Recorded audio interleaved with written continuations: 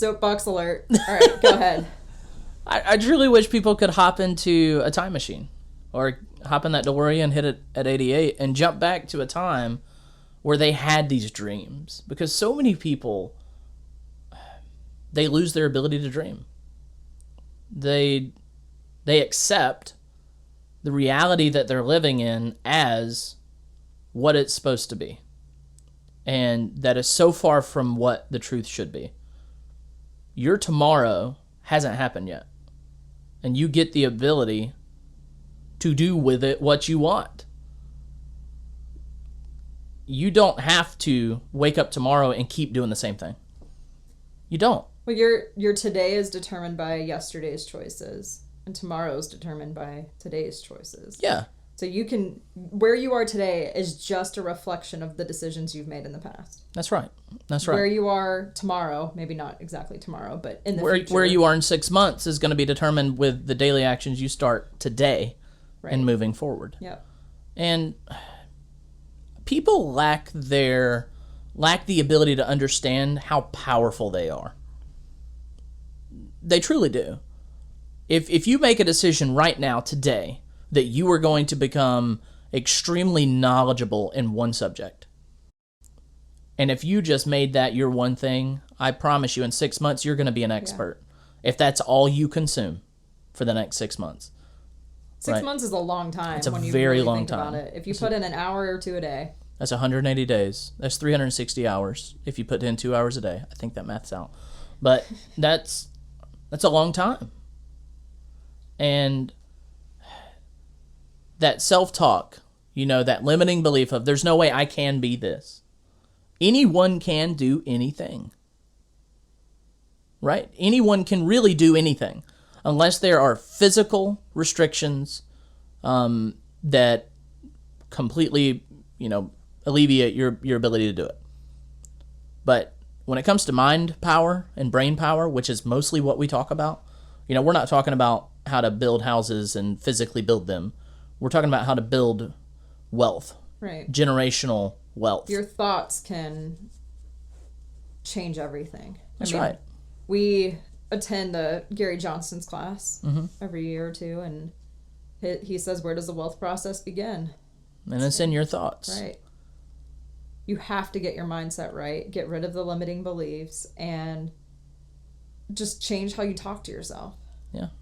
And so find out what that thing is that, you're having negative self-talk and it is a limiting belief. And decide that you want to change it. You have identified yourself as someone who is not X. Now you want to identify as that. I am now a savvy investor. I am now a good father. I am now, a fit person. I am now identifying as a runner. I am now identifying as a rollerblader. You got to make that choice that I was identifying as X, but now I want to identify as this. Right. And so that begins a process. Right. When you change the way you identify yourself, it makes it easier to change those daily habits. Right. So the runner example, I had some tasty Chick-fil-A for breakfast, but would someone who calls themselves a runner go get a chicken biscuit a lot of mornings throughout the week? Probably not. Right. I don't identify as a runner, though. So right. You identify as a very pregnant woman who wanted some Chick-fil-A. Let's say you are not a smoker. You do not smoke. What is the likelihood you're going to wake up in the morning and drive to the convenience store and buy a pack of Marlboro Reds? Zero. Because you do not identify as a smoker. Right. But if you wake up in the morning, different example, if you wake up every morning and you have now identified yourself as, I am a educator or I am a student of financial independence. I am a student and a learning person of financial independence. Do you think your daily actions are going to align with someone that is trying to become financially independent or consumeristic? Right. Right.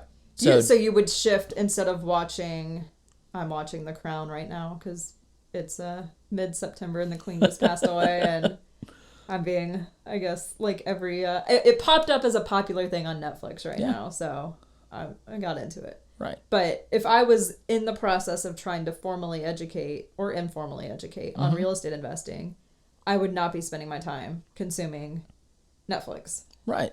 You have to change your daily actions. And it's not like you're going to have to force to change your daily actions, because once you can shift that my identity is just not that anymore. You know, if your identity is I'm a working person, and when I come home, I rest. And by resting, I watch TV. And by watching TV, I veg. I don't do anything else. If you can shift and say, I am now a student of financial independence, and that is my focus. I want to be financially independent. I don't want to have to go to work all those hours just to trade it for some money so that I can come home and rest and then enjoy my 2 days on the weekend and wake right back up on Monday morning. You know, you have to change that conversation with yourself. But when you do make that change, and you say, you know what, I am now this type of person, it is not going to be difficult for you to turn off that TV. Right. It is not going to be difficult for you to buy audiobooks or books or any type of educational material. It's not going to be hard for you to say, you know what, cable, internet, well, you want to keep internet, but cable TV and all my subscriptions, they're gone. Yeah. And on average, you know, that costs people almost $250 to $500 a month on all subscriptions and entertainment.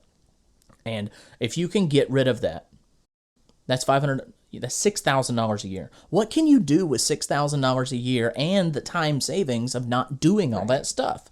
You have now created a self-talk with yourself and identified as this new person. With $6,000, you can attend 2 seminars at least, if not 3.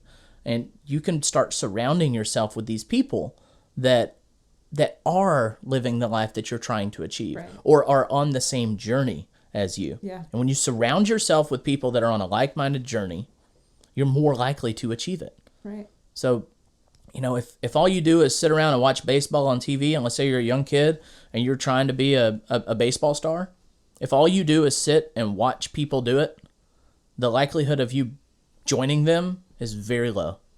But if you get out there and you're practicing all the time and you're in the game and you're working on all your fundamentals all the time, there's no reason you don't have a better chance to be on that TV with them. Right. It's just, how are you going to change your life? It's not from the dugout. Right. You know, it's being involved. Yeah.